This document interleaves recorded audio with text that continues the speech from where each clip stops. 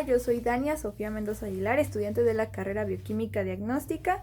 Vamos a presentar el mapa de vías metabólicas. Y con lo primero que se empezaría es con la primera etapa que se lleva a cabo en la respiración aerobia y anaerobia, que es la glucólisis. Bien, ¿qué va a pasar aquí? Pues lo que va a pasar es que tenemos la molécula de la glucosa. Esta se va a oxidar, se va a romper, va a producir piruvato o ácido pirúvico. Se van a ganar 2 moléculas de ATP y se van a producir 2 moléculas de NADH. ¿Qué va a pasar con este piruvato producido? Este piruvato va a seguir degradándose en el ciclo de Krebs, pero ojo, solamente en la respiración aeróbica. Y también se puede decir que es un proceso catabólico. Aquí les enseño en el mapa la reacción de la glucólisis, partiendo de la glucosa y terminando en piruvato. Y las enzimas que participan aquí es la hexoquinasa, glucasa 6-fosfato isomerasa, fosfofructoquinasa, va a participar la aldosa, el gliceraldehído 3-fosfato isomerasa, el fosfoglicerato deshidrogenasa, fosfoglicerato quinasa, la enolasa y el piruvato quinasa. En segundo lugar vamos a hablar del ciclo de Krebs. Para que se lleve a cabo necesito de acetilcoenzima A. ¿Y cómo se produce? Se produce gracias al piruvato que se produjo en la glucólisis. La glucólisis se lleva a cabo en el citoplasma celular. Entonces este piruvato va del citoplasma a la matriz mitocondrial para reaccionar con la coenzima A y así producir acetilcoenzima A. También se forma NADH. Por cada piruvato que se genera aquí, se va a liberar una molécula de dióxido de carbono. Principalmente esta ruta está catalizada por el complejo de la piruvato deshidrogenasa. Este ciclo de Krebs se lleva a cabo en la mitocondria de los seres eucariontes y en los procariotes se lleva a cabo en el citoplasma. Este proceso va a ser catabólico y anabólico al mismo tiempo. ¿Por qué? Va a ser catabólico porque hace reacciones de oxidación. Será anabólico también por el citrato y malato para la producción de ácidos grasos, colesterol y glucosa. Entonces podría decirse que es anfibólico, que es el conjunto de reacciones donde el piruvato se degrada en dióxido de carbono. Ciclo de Krebs, o también llamado al ciclo del ácido cítrico, es porque el ion citrato es el principal en producirse aquí. Entonces recordemos que de la glucólisis se produjo piruvato y nuevamente vamos a ocupar este piruvato para el ciclo de Krebs o el ciclo del ácido cítrico. Bien, pues las enzimas que van a estar presentes en este ciclo, principalmente, como dijimos, va a ser el complejo del piruvato deshidrogenasa. Tenemos al citrato sintasa, aconitasa, isocitrato deshidrogenasa, 2-cetoglutarato deshidrogenasa, succinil coenzima sintetasa, succinato deshidrogenasa, fumarasa y el malato deshidrogenasa. Ahora vamos a hablar sobre la fosforilación oxidativa, que es el proceso mediante el cual se produce una gran cantidad de ATP. Esto sucede en seres eucariontes en la mitocondria y procariontes en la membrana plásmica. En esta fosforilación oxidativa vamos a ver 2 etapas en las que se va a llevar a cabo. Una es la oxidativa y la otra es la fosforilante. En la oxidativa va a haber transferencia de electrones tipo redox y esto se le va a llamar cadena respiratoria. Esta cadena de respiración va a aceptar a los electrones que vienen en forma de NADH y FADH2 y estas van a ser transferidas y aceptadas por complejos proteicos que están dentro de la membrana mitocondrial. Bueno, ¿y quién va a aceptar a estos electrones? Estos electrones van a ser aceptados por el oxígeno y este va a quedar reducido en agua.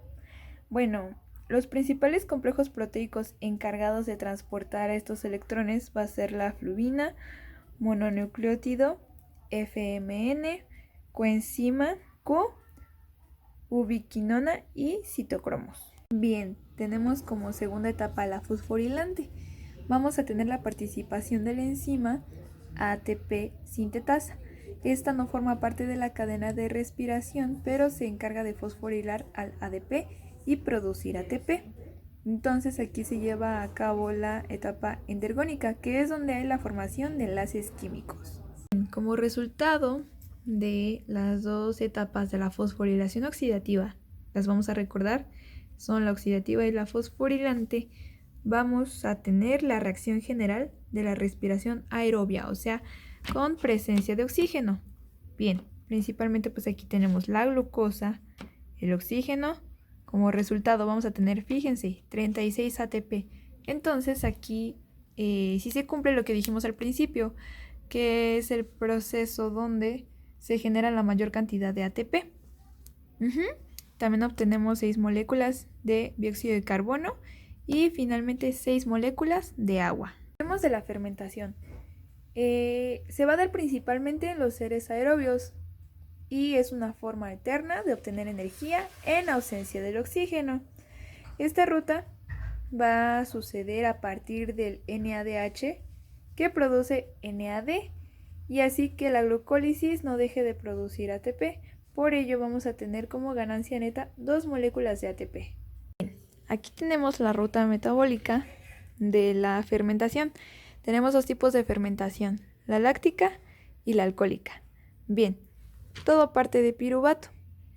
Este piruvato va a aceptar los electrones de NADH y así, por medio de la lactato deshidrogenasa, obtener ácido láctico y NAD de forma oxidada. Ahora, para la alcohólica vamos a necesitar el piruvato, que va a convertirse en cetalaldehído. Aquí va a aceptar los electrones de NADH y se va a convertir a etanol y también obtenemos NAD oxidado. Este proceso de aquí va a ser gracias a la enzima alcohol deshidrogenasa. Y como ejemplos de estas fermentaciones tenemos en la láctica a productos como lo son el queso, el yogurt, y cuando nosotros hacemos ejercicio en exceso y nos duele el cuerpo, pues es gracias a esto. Finalmente, en la fermentación alcohólica tenemos como ejemplo la elaboración del pan y del vino. Gluconeogénesis. Vamos a hablar de esta ruta metabólica, que es cuando se genera más glucosa. Se sintetiza a partir de compuestos no glúcidos y va a ser una ruta anabólica. Alanina, lactato y glicerol van a ser 3 sustratos importantes para la formación de esta nueva glucosa. Bien, entonces en la gluconeogénesis bien sabemos que para convertir la glucosa se necesitan 2 moléculas de piruvato. Una vez formado el piruvato en el citoplasma, este entra a la mitocondria y da paso al oxalacetato con ayuda de piruvato carboxilasa, y que está ahí adentro y va a requerir 2 moléculas de ATP, 2 moléculas de ADP y dióxido de carbono. Requiere un ion magnesio también y biotina para una catálisis eficiente. El oxalacetato se convierte en malato para salir de la mitocondria por medio de malato deshidrogenasa, que aquí la vemos. Fuera de la mitocondria, el malato se convierte en oxalacetato.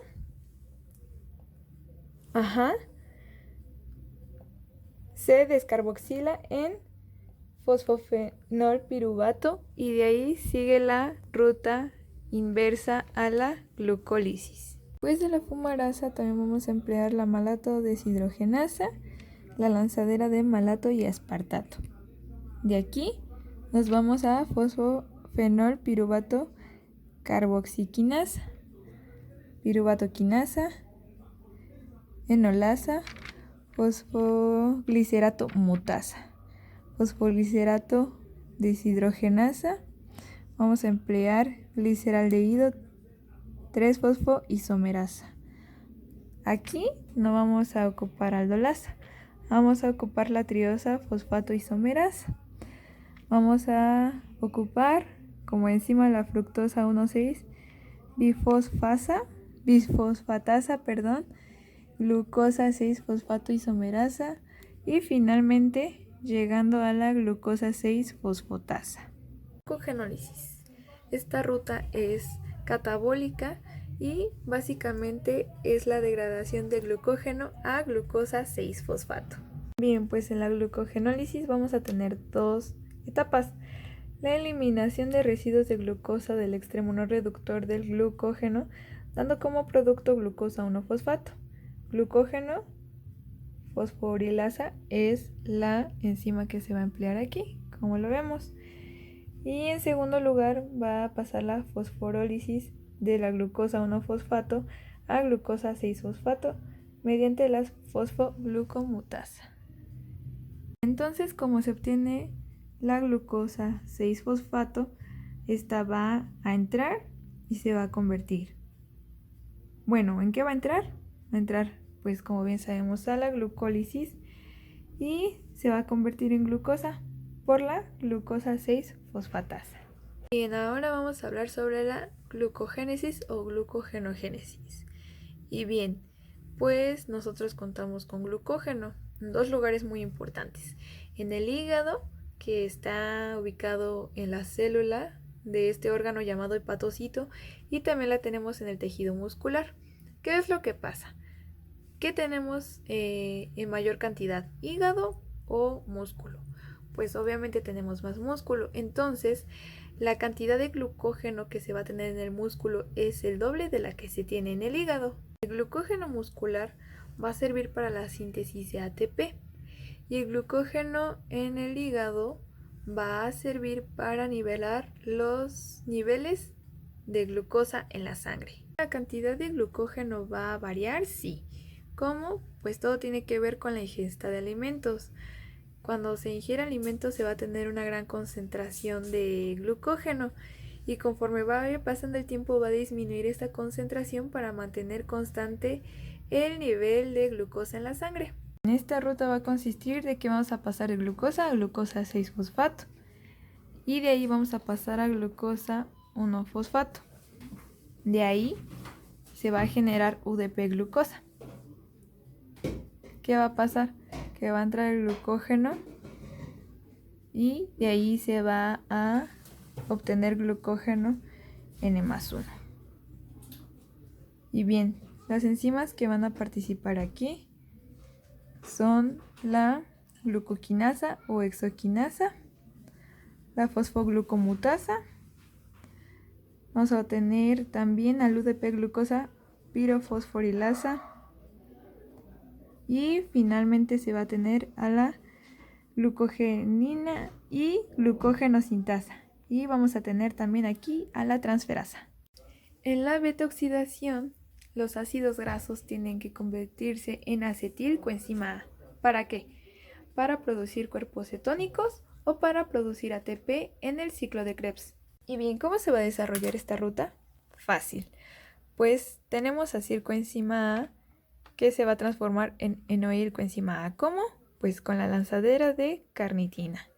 Bien, del enoilcoenzima A vamos a pasar al 3-hidroxiacilcoenzima A, esto con ayuda de la enzima enoilcoenzima hidratasa. De 3-hidroxiacilcoenzima A pasamos a 3-cetroacilcoenzima A, esto con ayuda de beta-hidroxiacilcoenzima deshidrogenasa. Y bien, con ayuda de acilcoenzima acetiltransferasa se cumple lo que dijimos al principio. Se convierte en acetilcoenzima A para irse al ciclo de Krebs y se puede transformar también en acilcoenzima A para la síntesis de ácidos grasos. Vía de las pentosas fosfato. Esta ruta metabólica nos va a proporcionar dos cosas: pentosas para la síntesis de ADN y ARN en células nucleadas y NADPH para reacciones biosintéticas. Vamos a desarrollar esta ruta en dos etapas, la redox y la no oxidativa. En la redox tenemos que la glucosa por medio de la hexoquinasa va a pasar a glucosa 6-fosfato. De la glucosa 6-fosfato por medio de la glucosa 6-fosfato deshidrogenasa, vamos a pasar a 6P o a 6-fosfato gluconolactona. Ajá. Y aquí se forma el primer NADPH. De 6-fosfogluconolactona vamos a pasar a 6-fosfogluconato por medio de la enzima lactonasa. Ajá. Y de aquí se va a formar ribulosa 5-fosfato. Vamos a tener 3 moléculas de esta. Aquí entraría la fase no oxidativa. Bien, entonces como dijimos, vamos a tener 3 ribulosas 5-fosfato. La primera, por medio de la epimerasa, se volverá xilulosa, como aquí lo tenemos, 5-fosfato. La segunda, ribulosa, por medio de isomerasa, va a formar ribosa 5-fosfato. Y la tercer ribulosa 5-fosfato por medio de epimerasa va a formar xilulosa, como aquí lo tenemos. ¿Ok? Bueno, de xilulosa 5-fosfato pasamos a gliceraldehído 3-fosfato. De gliceraldehído 3-fosfato pasamos a fructosa 6-fosfato. Bien. De ribosa 5-fosfato pasamos a pseudoheptulosa 7-fosfato. Y de pseudoheptulosa 7-fosfato pasamos a eritrosa 4-fosfato. Y de eritrosa 4-fosfato obtenemos la fructosa 6-fosfato. Ajá. Bien. La enzima que se ocupa en este proceso es la trasladosa. Y bueno, de la xilulosa que tenemos aquí va a pasar a gliceraldehído 3-fosfato. Y esto por medio de la enzima transcetotasa. Y bien, como vemos, tenemos fructosa, tenemos otra fructosa y tenemos gliceraldehído. Y estas 3 moléculas, como lo marca la línea punteada, se irán directamente a la glucólisis. Finalizamos el mapa de rutas metabólicas y lo muestro de manera completa. Se obtuvo de la página Biomodel. Ahí aparecen todas las rutas metabólicas. Y pues este es el resultado. Muchas gracias.